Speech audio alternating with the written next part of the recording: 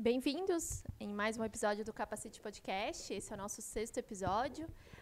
Muito feliz em estar aqui gravando mais uma vez com um convidado especial, com um tema especial. Aproveito para fazer um convite: quem não é inscrito no nosso canal, já se inscreva para ficar por dentro dos nossos conteúdos. Curta aqui o nosso vídeo, isso ajuda o nosso conteúdo a chegar mais longe.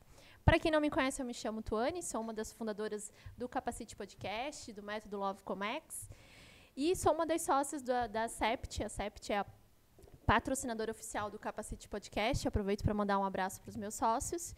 E hoje estamos aqui com o Dr. Adriel, parceiro já nosso de conteúdos, de conhecimento. A gente já fez uma live juntos no início do ano.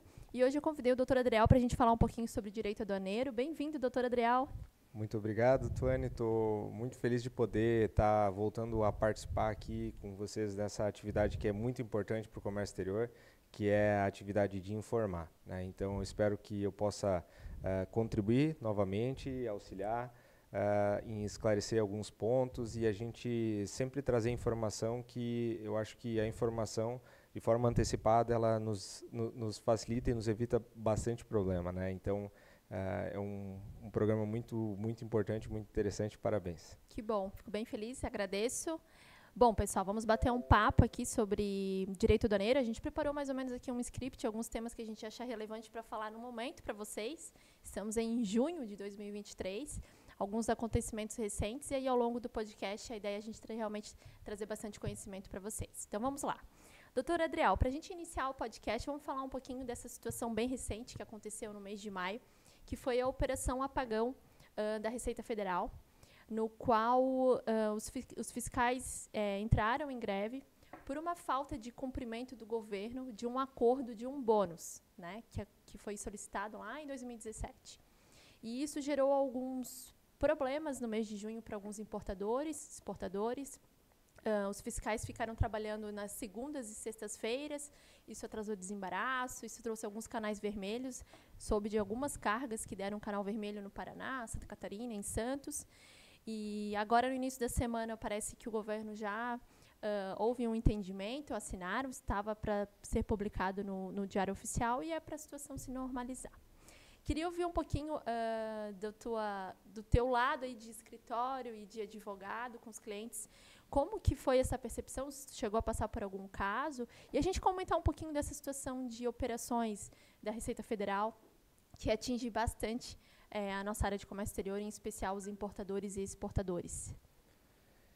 Então, essa situação aí da Receita Federal, né, principalmente a gente que está relacionado ao comércio exterior, dos auditores aí do comércio exterior, é uma situação que, como a gente já, em outras oportunidades, já comentou, é um direito, né, dos fiscais de poderem cobrar do governo, né, do empregador deles, aquilo que eles se comprometeram, ou seja, não é uma situação nova. Eu acho que isso vem se estendendo e se extenuando, essa falta de posicionamento do governo em relação a esse bônus de produtividade das fiscalizações. Eu vejo isso de uma forma positiva, esse direito de manifestação, né? É uma situação comum em várias áreas, não é exclusiva aí dos auditores fiscais da Receita. A gente já vivenciou isso em outros pontos também, como a Polícia Rodoviária Federal, que faz as operações, a Operação Tartaruga, eu acho que eles chamam, né? Que são operações onde eles fazem um extremo de fiscalização. Só que o direito de um termina onde o direito de outro começa. Então, eu acho que o governo tem uma obrigação em relação aos fiscais, como eles se comprometeram legalmente a fazer e deixaram por uma brecha, que eu acho que depois a gente vai começar a conversar sobre as legislações aqui no Brasil, mas eles criam leis e eles jogam a regulamentação para frente, né? Uhum. Então, a gente tem um gap aí, se foi em 2017, eu acho que a questão do bônus, que eles mencionaram pela primeira vez, sendo regulamentado agora em 2023. 5 anos. Então, é um gap gigantesco, né? Então, isso acontece na nossa legislação de uma forma que demonstra a nossa ineficiência. Porém, como eu falei antes, esse direito ele não pode atrapalhar as atividades do comércio exterior.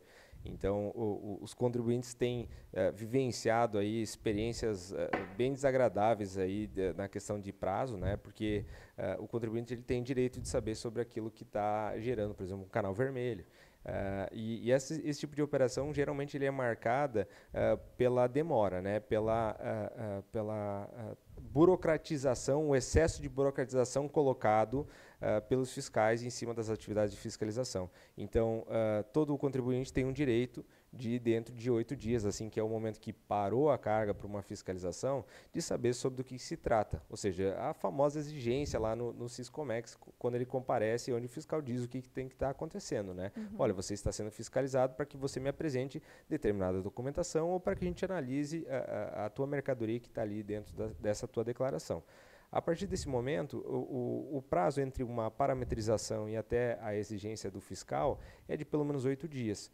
A partir disso, né, a gente tem regulamentado que o fiscal está descumprindo uma das obrigações que ele tem, ou seja, ele faz uma operação onde ele quer exigir um direito, da mesma forma, quando ele, nesse tipo de operação, ele tem que cumprir ainda as suas obrigações, até porque o fiscal ele é orientado por aquilo que está na lei. Tudo que está fora é uma ilegalidade. Uma dessas ilegalidades é o descumprimento do prazo de pelo menos 8 dias para apresentar uma notificação ao contribuinte para que ele entenda do que se trata aquela parametrização no canal cinza, vermelho ou amarelo, né? Então, a partir desse momento, quando o fiscal deixa de exercer essa obrigação dele, passa a nascer um direito do contribuinte de lutar legalmente, né, através de um mandato de segurança, porque existe um ato coator onde o fiscal deixou de cumprir com uma das funções que prejudica um direito, que afeta um direito que é do contribuinte. Aí, a partir disso, a gente busca a via judiciária, né, que é um mediador entre as tensões aí da sociedade, para que o juiz proceda a uma ordem ou de liberação dessa carga, que é aquilo que a gente busca, né? Ou de que o fiscal se posicione em relação à exigência, né? Então, acho que em determinadas épocas, não é a primeira vez que acontece uma operação como essa, né? E antigamente se tinha até uma questão de passando os 8 dias, automaticamente vinha uma liberação.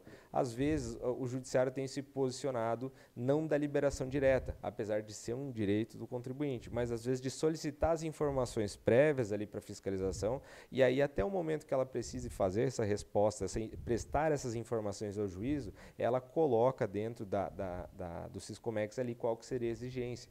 Então, é um remédio jurídico que não vai solucionar. Ele pode ou não, de imediato, liberar a carga. Assim, infelizmente, dentro do judiciário, a gente não tem remédios sempre imediatos. Apesar do mandato de segurança ter uma preferência de tramitação, de ser um remédio muito mais eficiente do que uma ação ordinária, né?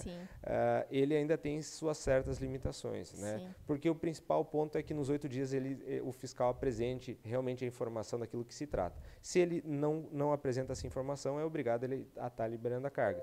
Em situações mais gravosas, onde essas situações de greve elas estavam se estendendo de uma forma sistemática, onde não existia nenhum tipo de movimentação, inclusive após a intimação dos fiscais para que eles prestassem a informação, o judiciário foi obrigado a se antecipar e, a partir disso, foi vindo liminares muito mais suscetíveis ao contribuinte para a liberação da carga, né? Veja bem, a carga liberada não quer dizer que ela não pode ser fiscalizada no futuro. Né? Ela só foi liberada por um descumprimento legal. Mas é o contexto disso que está acontecendo. Né? Legal.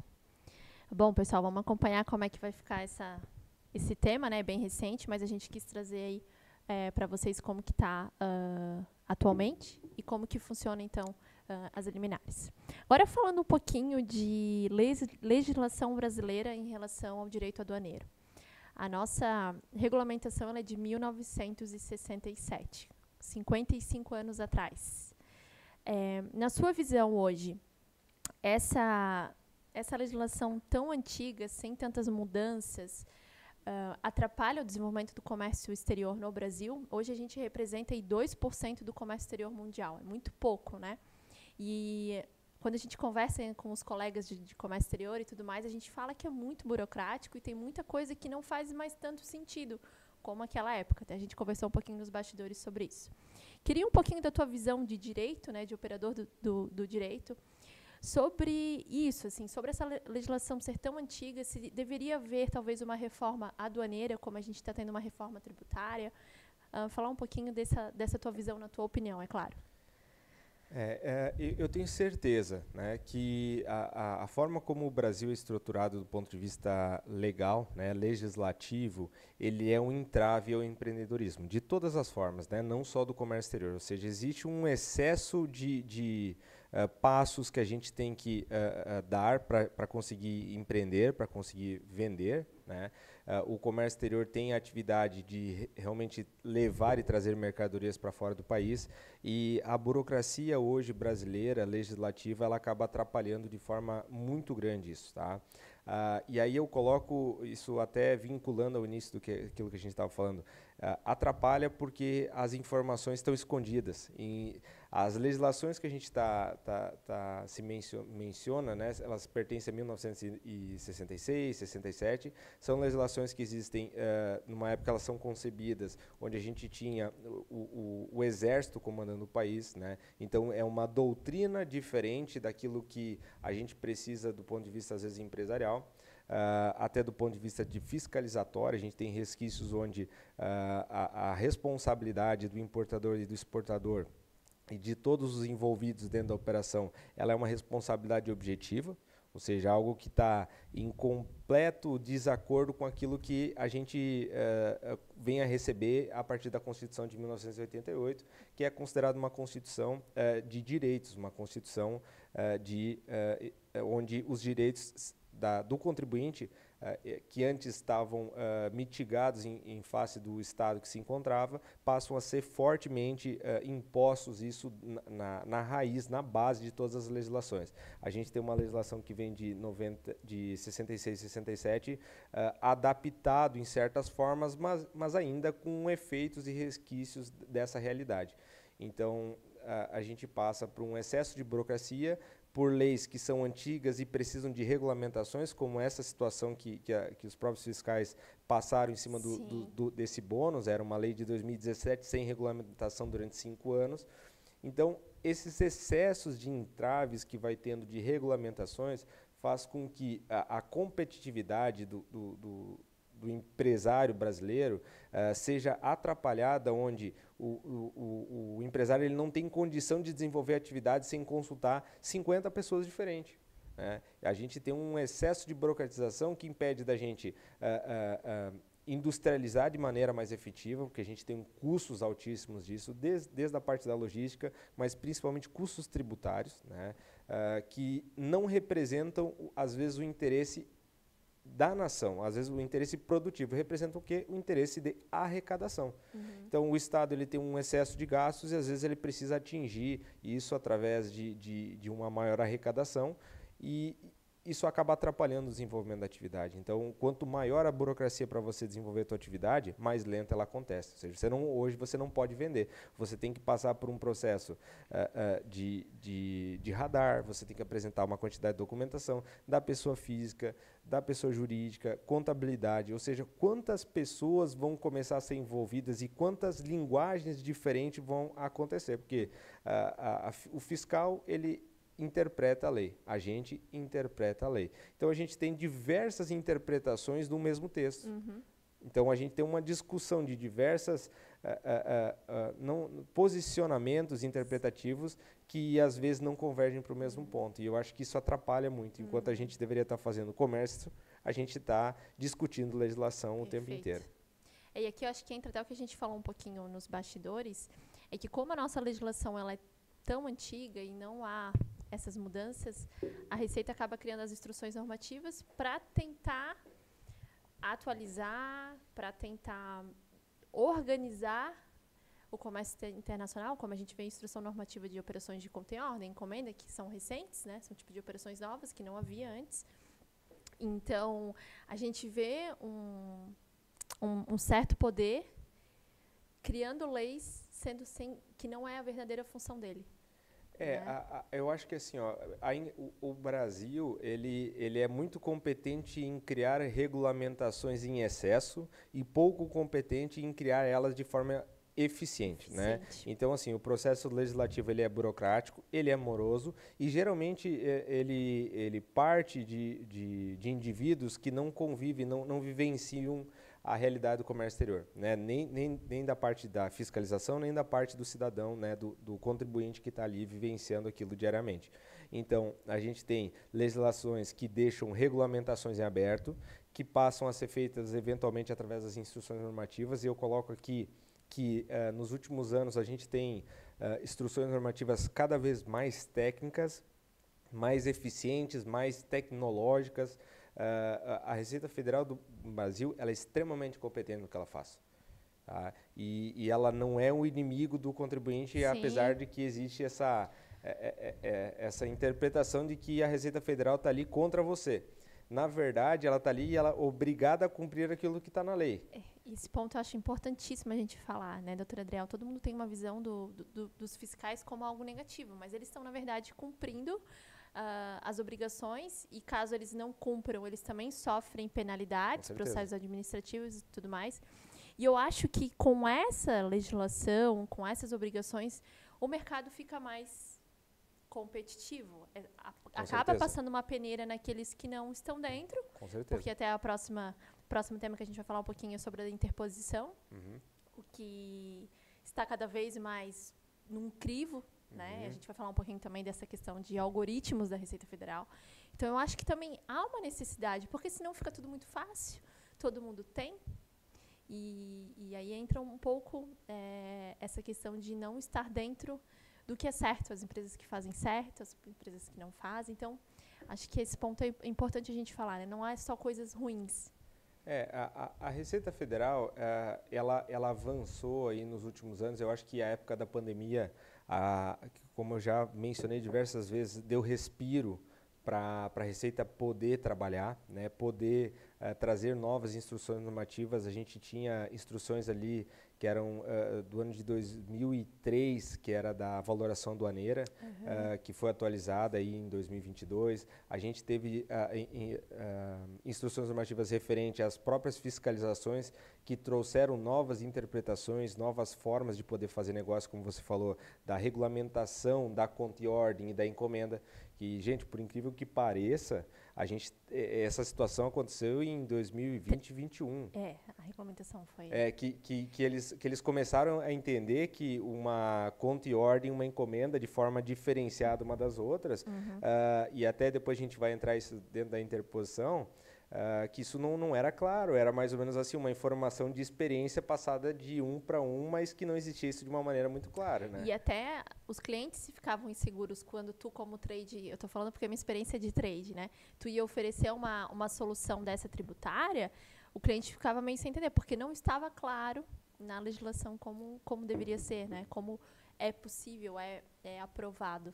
E um outro fator complicador é que no Brasil a gente tem 3 entidades de Estado que estão fiscalizando a importação. A gente tem, a gente tira um pouco o município disso, né? Mas indiretamente ele é interessado porque o produto da arrecadação no município se converte, né? ISS? Aliás, o produto do ICMS, né? Parte daquilo que é arrecadado no município, ele se converte em prol do município através de um fundo, não me lembro especificamente como é que é, mas parte da arrecadação é entregue ao município. Exatamente. Então, a gente tem o Estado legislando, e a gente tem um universo de legislações estaduais, e cada Estado é um país diferente. Exato. E a gente tem uma segunda situação, onde a União ela verbaliza os seus interesses através dos fiscais, e cada fiscal, como eu falei, ele interpreta a norma. E a gente tem certas interpretações diferentes daquele que passou por uma realidade no Nordeste e daquele que passa por uma realidade aqui no sul do país ou no centro do país. Então, são realidades completamente diversas. Se você conversar com um fiscal que trabalha na fronteira com a Argentina, qual que é o tipo de produto que ele faz fiscalização? Vinhos, azeites... Então, assim, a especialidade deles, a compreensão e a profundidade dele nesses assuntos é extremamente relevante. Mas ele é exatamente o mesmo fiscal, com as mesmas competências, que eventualmente vai ter que fiscalizar, quando ele mudar de localização, uma mercadoria que está vindo da China. Sim. Então, assim, imagine o excesso de coisas que tem para ter de informação e sendo as mesmas competências fiscalizando o universo de produtos diferentes. Então, o Brasil é muito gigante, né? E as burocracias legislativas acho que atrapalham muito essa atividade. Legal. Bom, vamos falar um pouquinho então da interposição para o pessoal. Eu vou pedir para ti primeiro explicar. Eu acho que o conceito da interposição é importante. Às vezes a gente tem uma galera nova entrando no Comex, ainda não ouviu muito falar disso. Para a gente que é quem um pouco mais de trade ouve falar muito, né? É um tema, é um dos principais riscos das empresas hoje, principalmente das tradings, né? É a interposição. Então eu vou pedir para tu comentar um pouquinho para a gente o conceito desse problema. E aí a gente fala um pouquinho, até a gente pode citar alguns casos de até por uma falta de conhecimento, que foi o que a gente falou agora. Não é por maldade, mas às vezes as empresas não entendem que existe toda uma forma de trabalhar, né? Assim, do contexto que a gente vem falando, o Brasil é burocrático demais, né? Ele tem certas demandas que o empresário ele está focado no comércio, na atividade da prestação de serviço, e infelizmente ele não consegue às vezes conduzir 100% das obrigações que ele tem, principalmente em relação à contabilidade, né? Então, o foco dele é comercial, só que os problemas que a gente vai falar são problemas que não estão na atividade comercial, são problemas que estão na atividade do ponto de vista contábil, do ponto de vista econômico. Tá? Então, assim, a interposição fraudulenta é uma situação que se identifica através da falta de capacidade financeira daquele que se declara como importador. O que isso quer dizer? Quer dizer que a Receita, quando ela vai fazer lá a análise do teu radar, né, ou seja, para aumento, ela te concede um radar, aquilo ali é uma pré-análise da tua capacidade de exercer a tua atividade de comércio exterior. Por quê? Porque o Brasil, quando ele faz atividade de fiscalização aduaneira, ele quer proteger o Estado, né? Ele quer proteger a nossa economia. Então, ele quer que exista o processo de importação, de exportação, as pessoas que se identifiquem como tal sejam realmente aquelas com capacidade de exercer isso de forma econômica e que eles sejam fiscalizados, eles tenham atividades, a origem dos seus valores nas operações, de operações declaradas, de operações regulares, né? Até para a gente gerar uma igualdade de todos, né? Ou seja, de que o dinheiro que está sendo utilizado para trazer mercadoria seja um dinheiro de origem lícita, de origem de uma atividade que paga o imposto, para que isso se reverta em prol da sociedade, né? Então, a atividade da fiscalização busca isso. Quando a gente tem a interposição fraudulenta, é uma atividade onde o importador, que se autodeclara como aquele que está realizando a nacionalização de uma mercadoria, ele não é de fato aquele que traz a capacidade financeira para realizar essa operação, ou seja, não é o dinheiro dele que está realizando essa operação. Existe um terceiro oculto ou às vezes até participante dessa situação, mas que está trazendo um valor que ele não tem uma origem conhecida ou uma origem lícita. Geralmente, quando é origem desconhecida, a gente gera essa presunção de ser ilícita, né? Sim. A gente não passou por um processo onde aquele dinheiro foi declarado, foi pago imposto, então pode vir de qualquer tipo de atividade. Então, a fiscalização ela é muito atenta a isso. Por quê? Porque existem diversos empresários ou diversas pessoas que acabam trazendo mercadorias sem pagar os seus impostos ou sem pagar os impostos na totalidade, fazendo com que exista uma assimetria nos produtos e preços daquilo que eles trabalham para aqueles que fazem a atividade de forma correta.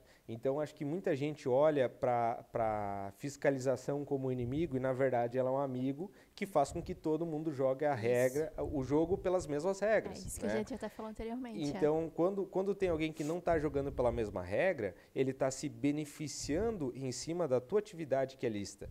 E aí, eu acho que ninguém gosta muito de pagar imposto, mas se tiver que pagar, que todo mundo pague igual. Exato. Né?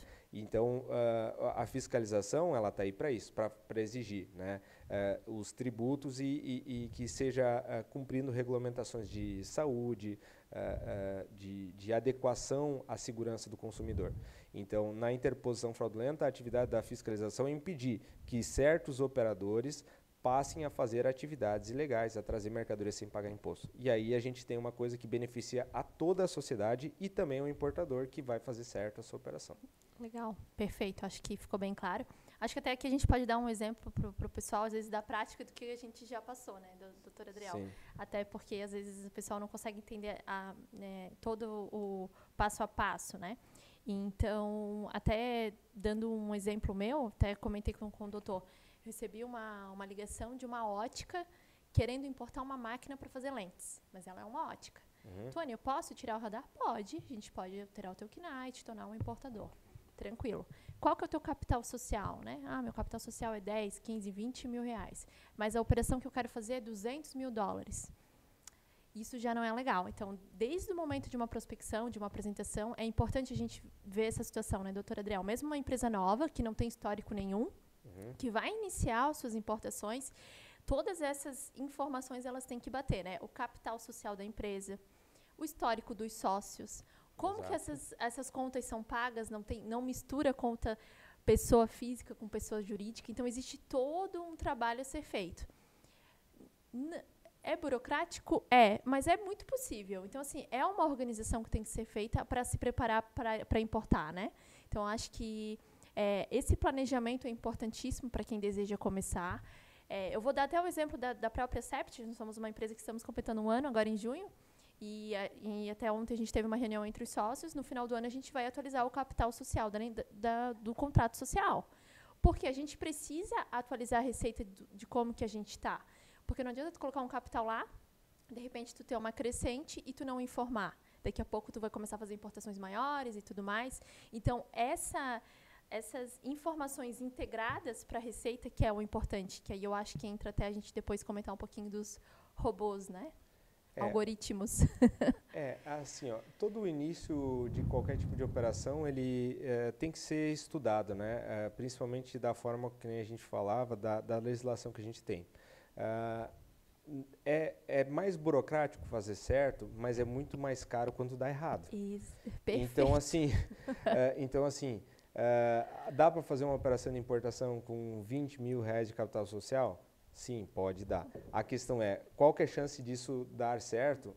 É muito baixa. Muito baixa. Então, eu acho que assim, a forma como o empresário vive dentro do mercado doméstico é um outro tipo de linguagem, é outro tipo de realidade. Então, a situação de que a empresa teve lucro e o lucro pagou a conta do cartão de crédito do dono da empresa, isso para a Receita é algo que não é condizente com essa separação entre a realidade de pessoa jurídica e de pessoa física. Então, o que a Receita quer? Que cada situação ocorra dentro das suas realidades, né? E até por uma falta de informação, às vezes os empresários acham que o dinheiro que está na empresa é o dinheiro deles, mas são duas coisas completamente diferentes.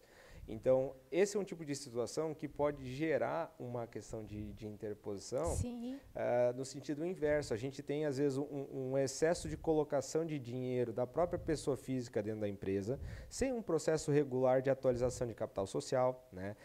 Toda empresa ela tem um esqueleto por trás dela, que é a essência dela, que é a manifestação das ocorrências do mundo econômico através da contabilidade. Então, a contabilidade é a linguagem, é a forma de apresentação das informações para a Receita Federal. Então, a Receita Federal, ela não vê a tua sala, a Receita Federal não vê o que vocês estão fazendo, qual que é a decoração. Ela vê o quê? Ela vê a tua contabilidade. Então, você prestar informações de forma incorreta, e às vezes, muitas vezes por falta de conhecimento, faz com que você esteja aumentando o risco da tua operação, que às vezes é de um dinheiro lícito, de uma situação completamente irregular, mas a tua falta de capacidade de informar isso da maneira correta para a Receita faz com que as empresas passem por um canal vermelho e a gente está falando aí de custos altíssimos de armazenagem e às vezes até de demurragem. Até na questão da pessoa física, declaração de imposto de renda, já na raiz, né? Na raiz vai. Essa foi uma atualização muito interessante que eu falei ali da época da pandemia, que antes as atividades irregulares estavam muito vinculadas à criação de empresas em nome de laranja. Ou seja, hoje você pode abrir uma empresa e botar um capital social de 100 mil e não colocar nenhum centavo dentro da empresa. Sim. Então, assim, o capital social é uma declaração daquilo que pode ou vai acontecer. Só que o que alguns empresários faziam? Cometiam essas fraudes de achar laranjas para colocar empresas no nome, botavam um capital social de 100 mil, traziam uma carga e eles iam trazendo até onde dava, né? Então, o que a Receita começou a ver? Começou a ver que é fácil abrir empresas e declarar uma informação falsa. Então, assim, você quer abrir a sua empresa, você quer trazer uma informação de que tem 100 mil de capital social, deixa eu ver o teu imposto de renda, porque ninguém tem 100 mil reais ou 200 ou qualquer valor que seja sem ter uma origem. Ah, você trabalhou? Tudo bem, então se você trabalhou, você tem ou uma carteira assinada ou você tem um imposto de renda para justificar esse acúmulo de dinheiro. Então, a Receita ela se moderniza na forma de fiscalização e isso beneficia a todos porque impede de atividades ilícitas ocorram em concorrência com aqueles que fazem de forma lícita. O que foi durante muito tempo comum, né? A gente via extremamente isso, comum. Eu lembro que, nossa, essas 25 de março, essas ruas assim famosas era muito comum a gente ver muito importador pequenininho com uma salinha 2x2 lá, trazendo 20, 30 contêineres por mês, né? Não era bem eles que traziam, mas a informação era de que era eles, né? De que era eles, né? Então, eu acho que assim, isso prejudica o mercado, né? Isso prejudica quem desenvolve a atividade buscando a regularidade, buscando a segurança, né?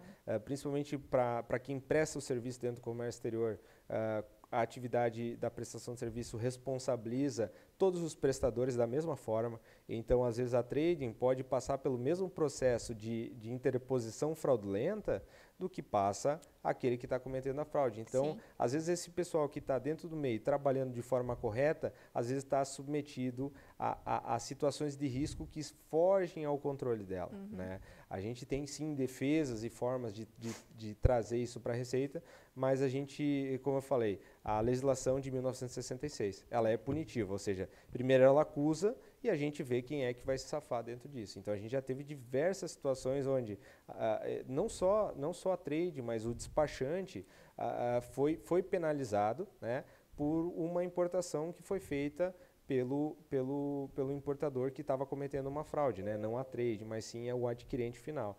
Então, são situações que vão gerando complexidades para todos que se envolvem, que eles precisam ter uma clareza muito grande ou de orientar aqueles que estão buscando, né, a atividade de comércio exterior, mas também assessorá-los em fazer da forma correta. E às vezes isso é um processo burocrático, mas ele é um processo importante. Né? Não, legal. Acho que até aproveito e dá essa dica para o pessoal, né? Para quem está começando, quem deseja começar a importar, é super possível, é super lucrativo, né? Dependendo do perfil de produtos e tudo mais. Só que se planeje, se organize, tenha uma contabilidade especializada em comércio exterior. Com certeza. Tenha um escritório jurídico te dando todo o suporte atrás, né? Hoje o Dr. Adriel nos ajuda em vários casos. Então, assim, todo cuidado é importante porque realmente é delicado. Não é algo tão simples como uma venda, né? Claro, claro. Doutor Adriel, agora falando um pouquinho de o que é a revisão aduaneira. O que é ela, como que ela acontece, e eu acho que aqui a gente pode falar um pouquinho dos algoritmos e de robôs. Eu acho que assim, essa pergunta ela traz um contexto bem interessante nesse momento, tá? A gente começou ali falando da situação da Receita Federal, da greve em relação a esse bônus em cima da eficiência, né?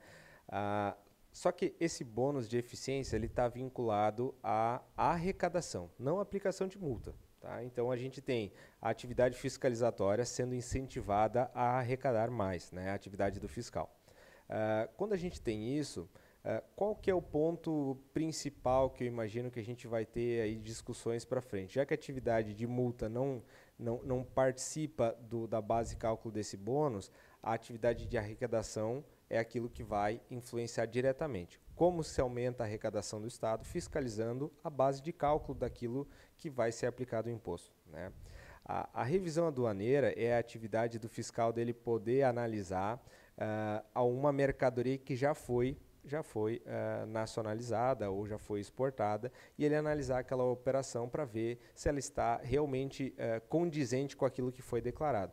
Porque a Receita ela não é, de certa forma, impositiva Ou seja, o cliente, o contribuinte declara as informações para a Receita. A Receita diz, não obriga a nada, né? E até isso é uma das situações que muita gente critica. Se a Receita já tem uma fórmula daquilo que é para o certo, por que ela já não permite só aquilo que funciona? Por que deixa à mercê do contribuinte, às vezes, se posicionar de uma coisa que é extremamente complexo, que envolve muitas pessoas no meio do processo, né? Então, a revisão aduaneira é a atividade da fiscalização de mercadorias pós o seu desembaraço, né? Geralmente podendo ser de todas ou de uma específica. Né? Quanto uma tempo que eles têm para fazer essa revisão, por exemplo? Tem um tempo? Não. 5 anos a contar do momento que houve o desembaraço da mercadoria. Então, a partir dali, eles podem voltar. Então, não quer dizer que uma revisão aduaneira vá ser sobre a empresa inteira. Sim. E sobre todas as cargas. Às vezes, existem algumas cargas em específicos. NCMs, né? Até a gente falou um pouquinho de classificação fiscal, às vezes entendimentos diferentes. Exato. De despachantes que pode complicar a empresa, a gente sabe que, né? Então, é outro ponto importante também da empresa tomar cuidado, né? Classificação fiscal e... esse debate sobre a classificação fiscal, que a gente fala, a legislação ela é interpretativa, ela não é clara, ela não é quadrada, ela depende desse universo linguístico de quem está lendo e aplicando, né?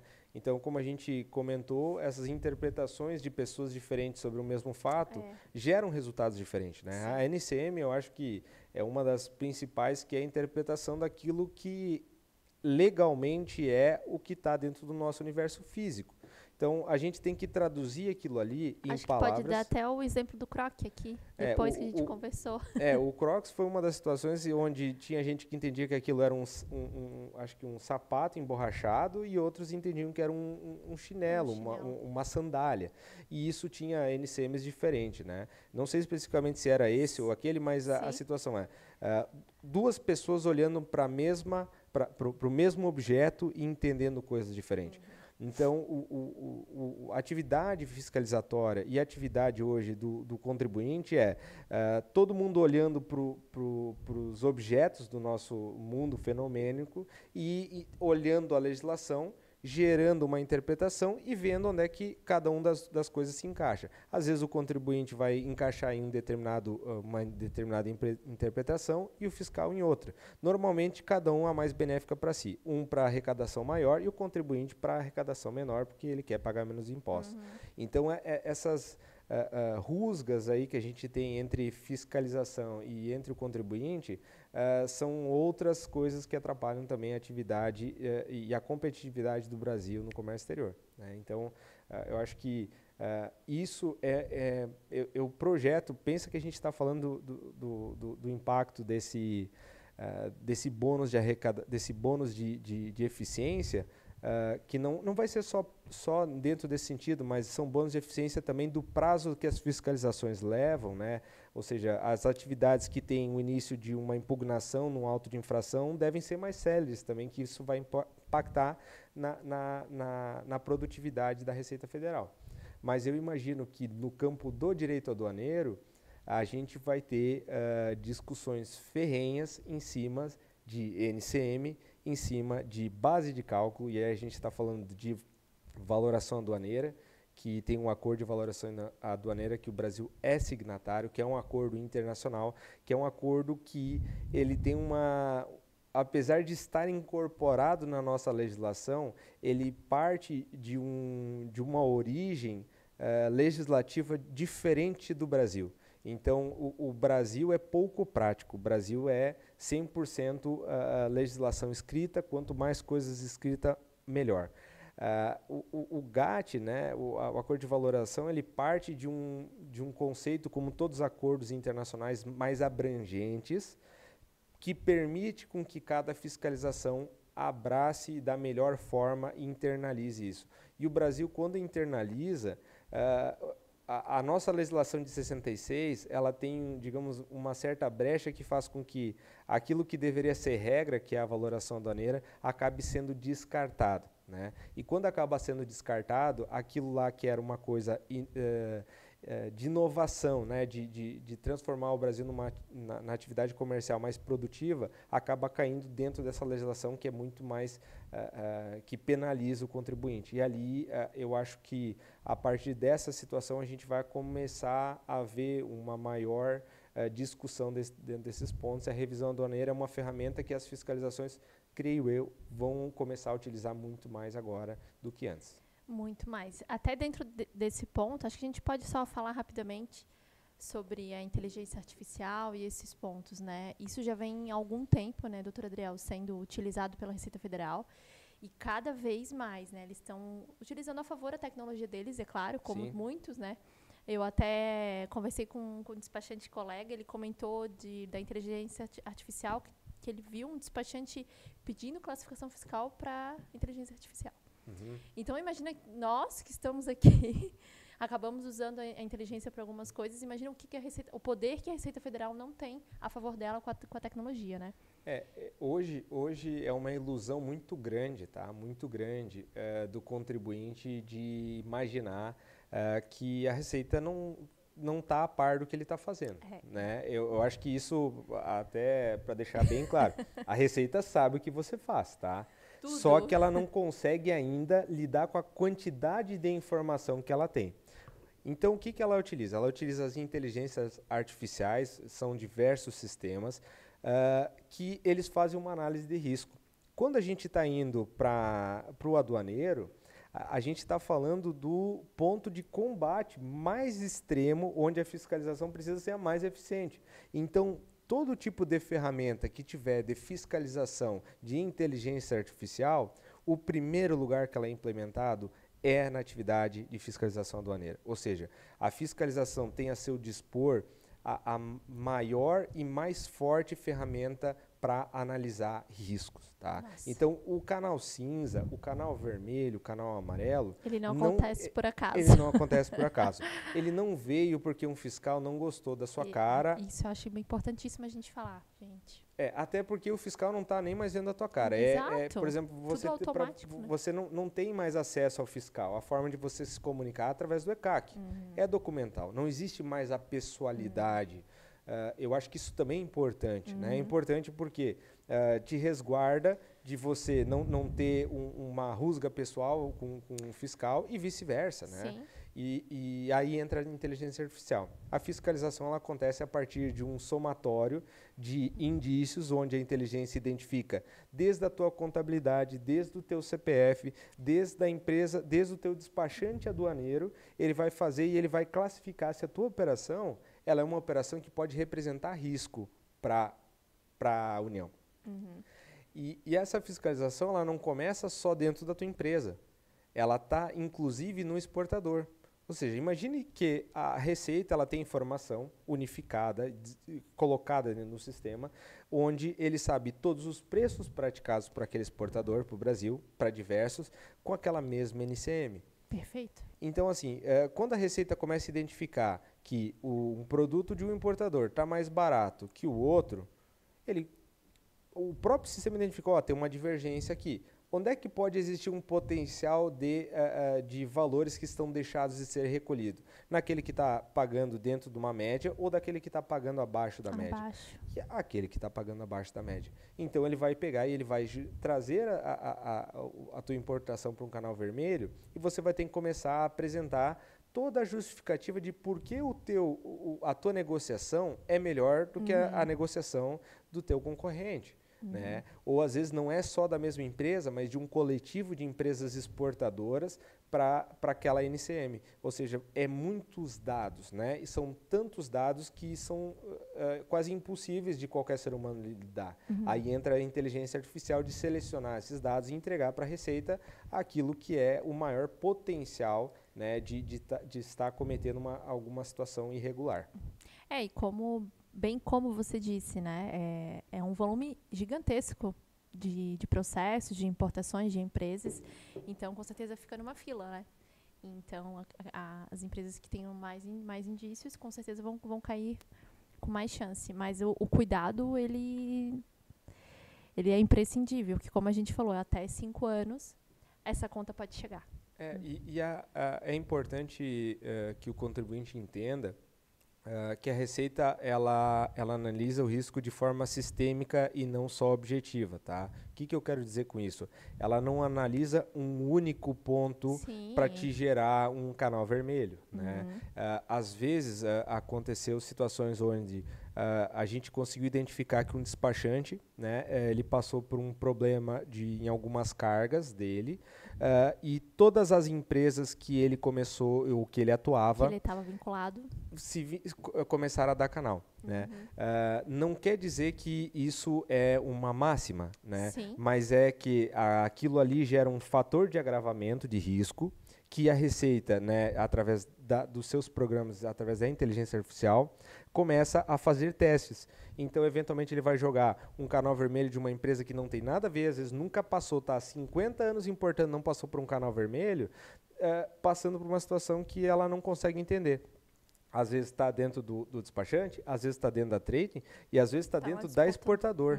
Então, aquele exportador lá começou a dar problema em algum dos outros clientes, eles vão fazer eventualmente um teste para ver qual que é a tua situação. Se ela é idêntica àquela situação identificada já como atividade irregular, eles vão te fiscalizar. E eu acho que isso faz com que o contribuinte ele tem que ter atenção com os prestadores de serviços parceiros. Ou seja, não é aquele cara que faz mais barato, é aquele cara que faz certo. Ah, não, mas vai me custar mais caro. Gente, caro custa uma carga de 300 mil, 400 mil sendo perdida por falta de informação ou até por falta de gestão de risco de uma situação que você não atrelou. Então, tenha bons profissionais que cerquem a tua operação, porque isso vai fazer com que a tua operação seja segura e seja, no fim, mais barata. Né? Perfeito. E isso até entra com o nosso último tópico aqui que eu coloquei, doutor, sobre a importância de ter uma consultoria preventiva, uma trading de confiança.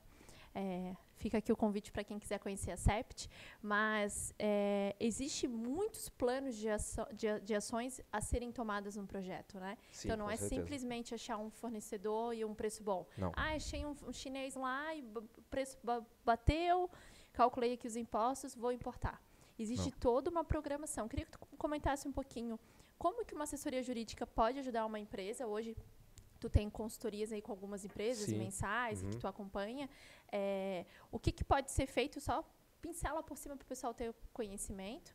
E aí, até no final, deixar o teu contato. Vou deixar o teu contato também aqui na descrição do vídeo. Mas para o pessoal entender que as ações preventivas são muito mais importantes do que depois apagar um incêndio que pode custar caro, né?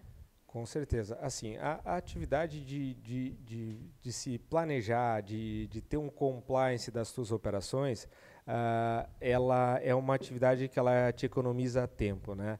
A Receita já sinalizou isso de uma maneira muito clara, tá?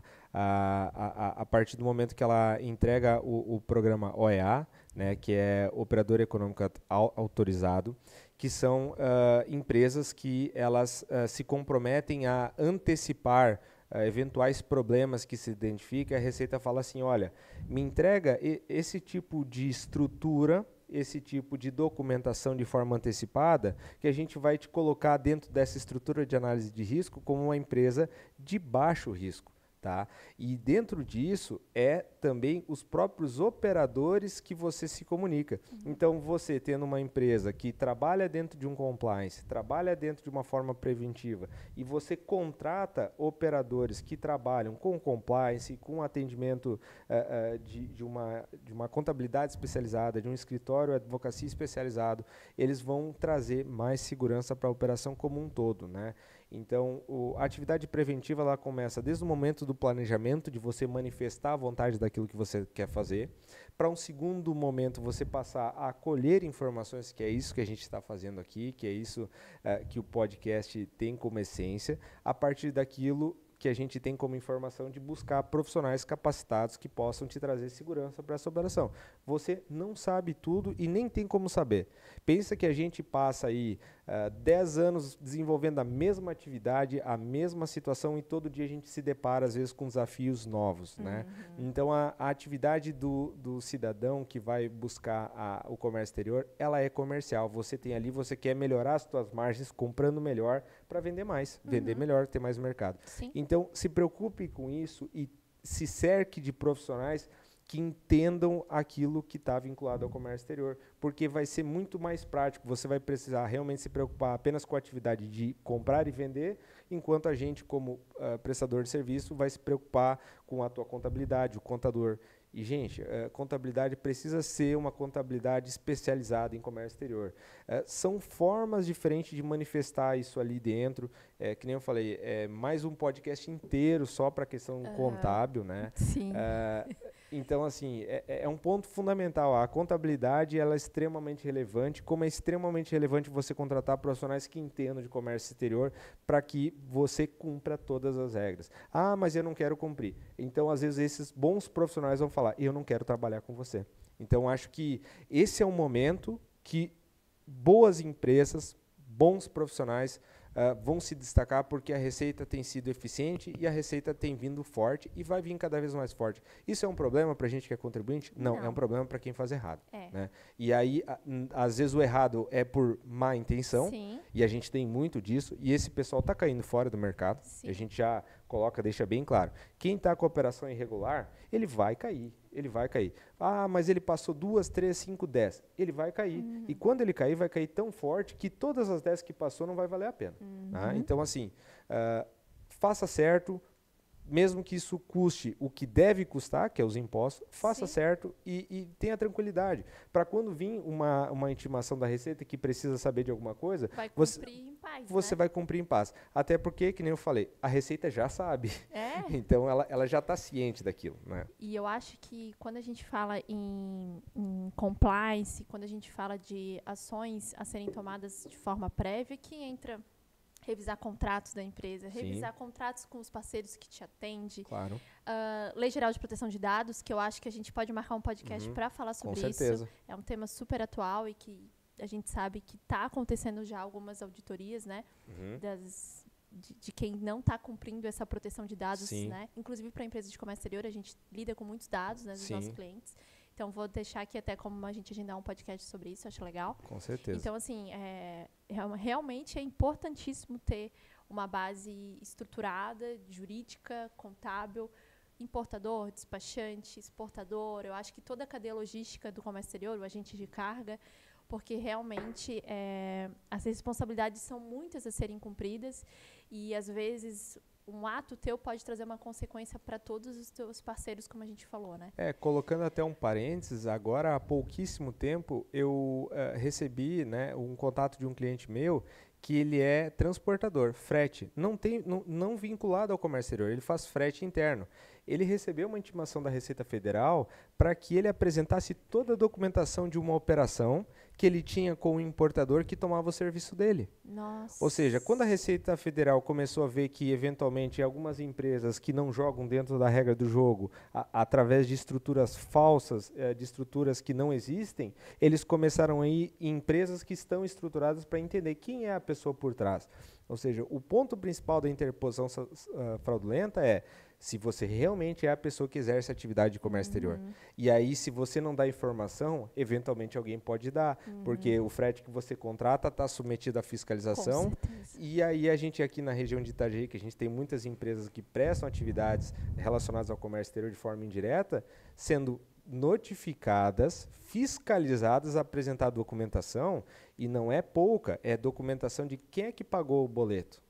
Ah, então você me apresentou só a tua conta bancária, que você emitiu um boleto para aquela importadora, eu vou notificar você para que agora me apresente a comprovação de quem fez o pagamento. Você vai lá dentro da tua agência, manda o teu gerente falar da conta que veio o dinheiro que pagou a tua operação.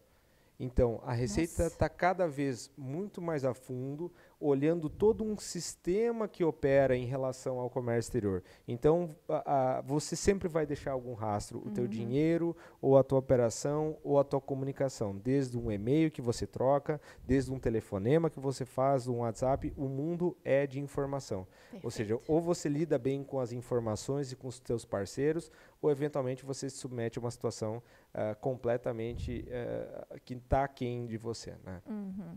Perfeito. Bom, acho que foi um bate-papo super bacana, aprendi muito hoje. Eu acho que são informações que sempre a gente tem que renovar, sempre tem que estar por dentro. Com certeza. Até porque tem muita atualização, como a gente falou. Doutor Adriel, quer fazer alguma consideração? Lembrou de alguma coisa? Se quiser contar algum caso em específico, fique à vontade. O que eu gostaria, assim, só de questão de casos mais específicos, é justamente esse, né? Então, a gente tem, a gente olha para o comércio exterior do ponto de vista jurídico, quase como se fosse um xadrez, né? A gente tem que posicionar nossas peças para avançar de forma efetiva. Quando a gente está com o importador, ele olha esse mesmo campo de xadrez, analisando isso de um ponto de vista comercial e concorrencial. E a gente tem uma contabilidade que vai olhar para isso também, porque o contador e o advogado, eles veem a mesma letra da lei, mas só que os dois eles aplicam também de formas diferentes, cada um dentro dos seus universos linguísticos, né? Então, a gente precisa ter o comércio exterior bem orquestrado, né? Então, às vezes, você tentar fazer posicionamentos de forma individualizada em um setor sem se comunicar com os outros, a gente vai ter uma situação onde um desafinamento da empresa, isso pode gerar problemas. Então, o principal a atividade de comércio exterior hoje precisa estar bem assistida, precisa estar bem planejada, e a fiscalização está cada vez mais eficiente, cada vez que ela acaba gerando um canal, a chance dela gerar uma arrecadação ou uma multa é cada vez maior. A gente não quer dizer que é 100%, mas ela é muito efetiva. Tá? E isso do mesmo jeito que traz certas novas burocracias e novos cuidados para o contribuinte, regula para que o mercado seja mais justo, que o mercado seja mais equilibrado. Então, o processo de fiscalização é uma atividade que beneficia a sociedade. Tá? Então, trabalhe a sua empresa pensando nisso, ou se o teu foco tem que ser o comercial, traga o pessoal que consiga trazer essa segurança para você, né? Então, eu acho que esse é o ponto importante, porque a Receita evoluiu de forma tão grande, tão positiva, que ele fiscaliza os teus prestadores de serviço, não só você. Né? Então, é importante que isso seja cada vez mais regular, cada vez mais claro. Ótimo. Bom, acho que esse é o principal recado, né, do nosso podcast de hoje. Se atentem, se planejem, se organizem, né? Tenham bons prestadores de confiança, né? Peça indicação se você não tem. Às vezes é importante se conectar com os players. Aqui entra um pouco do network. A gente tem falado muito sobre isso. Eu acho que é uma das principais chaves no comércio exterior. Então, essa é a nossa dica de hoje. Espero que vocês tenham gostado do nosso podcast. Quem gostou, aproveita e dá um curte aqui, quem está vendo pelo YouTube. Compartilhe com outras pessoas se esse podcast fez sentido para você. Se inscreva aqui no nosso YouTube. E, doutor Adriel, muito obrigada por aceitar o nosso convite e contribuir com o seu conhecimento. Foi um bate-papo, acho que super relevante, muito conhecimento compartilhado. E fica o convite aqui para a gente falar sobre outros temas, que eu acho que tem muita coisa para a gente falar. E foi muito legal. Obrigada mesmo. Eu que agradeço a oportunidade e eu acho muito legal que toda vez que a gente finaliza um podcast, eu fico com a sensação, cara, tem tanto assunto legal que a gente pode tratar. Aqui, o tempo que a gente fica, a gente passa voando, né? E tem muita coisa importante que eu gostaria de dizer para vocês, que a gente queria discutir, que não consegue dar tempo. A gente tem que responder a pergunta rapidinho e já vai avançando. Mas assim, agradeço muito a oportunidade de estar aqui. Eu prefiro sempre estar num ponto de vista de informativo, muito mais do que ser contratado para resolver um problema. Legal. Porque ser contratado para resolver um problema quer dizer que alguém está passando por algo que não gostaria de estar passando. Sim. Então, é importante esse espaço. Eu agradeço muito e parabenizo vocês pelo projeto. que informação eu acho que é um ponto fundamental. Então, prefiro estar bem informados do que precisar depois de contratar uma assessoria para resolver um problema que é muito mais difícil do que se antecipar a ele. Não, né? com certeza. Eu vou deixar os contatos aqui do Dr. Adriel, tanto no Spotify quanto no YouTube. E, gente, quem precisar de alguma coisa, tirar alguma dúvida, o Dr. Adriel está sempre à disposição. Às vezes, se você surgiu alguma dúvida, pode comentar aqui pra gente. Talvez até uma sugestão de tema para um próximo podcast. Isso Comentem mesmo. aqui se vocês acham legal, que eu vou conversando com o Dr. Adriel e quem sabe aí no mês de julho a gente grava mais um podcast. A ideia é realmente trazer conhecimento, o máximo que a gente pode, e elevar o nível do nosso comércio exterior. Com certeza. E também ajudar quem está começando, quem já está, às vezes tira algum insight aqui e já consegue organizar alguma coisa na empresa que também é importante. É isso então, gente. Obrigada pela participação, quem assistiu, e até a próxima.